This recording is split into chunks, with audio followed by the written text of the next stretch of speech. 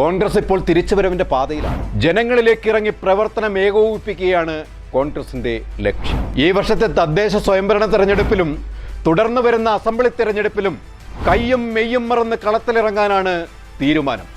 അതാണ് V D Satheesan ഇക്കഴിഞ്ഞ KPCC രാഷ്ട്രീയ കാര്യസമിതിയിൽ വെച്ച പ്ലാൻ 63. എന്താണ് പ്ലാൻ 63യിലെ അന്തസത്ത? മലബാർ, മധ്യ കേരളം, തെക്കൻ കേരളം, ഇങ്ങനെ ഒന്ന് തരംതിരിച്ച് നോക്കാം നമുക്ക്. മലബാറിൽ 6 ജില്ലകൾ അടങ്ങുന്നതാണ് ഈ സെക്ഷൻ. പാലക്കാട്, മലപ്പുറം, കോഴിക്കോട്, കണ്ണൂർ, കാസർഗോഡ്, വയനാട് എന്നിവ വി ഡി സതീശൻ്റെ പ്ലാനിലുള്ളതാണ്. നമ്പർ 1 പാലക്കാട് ജില്ല. നിലവിൽ 2 നിയമസഭാ മണ്ഡലങ്ങളാണ് UDF ജയിച്ചിരിക്കുന്നത്, പാലക്കാടും മണ്ണാർക്കാടും. എന്നാൽ പുതുതായി 3 സീറ്റുകൾ കൂടി പിടിച്ചെടുക്കാമെന്നതാണ് വിലയിരുത്തൽ. തൃത്താല മണ്ഡലവും കോൺഗ്രസിന്റെ കയ്യിലായിരുന്നു. ഇപ്പോൾ കോൺഗ്രസിന് നഷ്ടപ്പെട്ട പട്ടാമ്പി, ചിറ്റൂർ സീറ്റും കോൺഗ്രസിന് പിടിച്ചെടുക്കാമെന്ന കൃത്യമായ ധാരണ വി ഡി സതീശനുണ്ട്.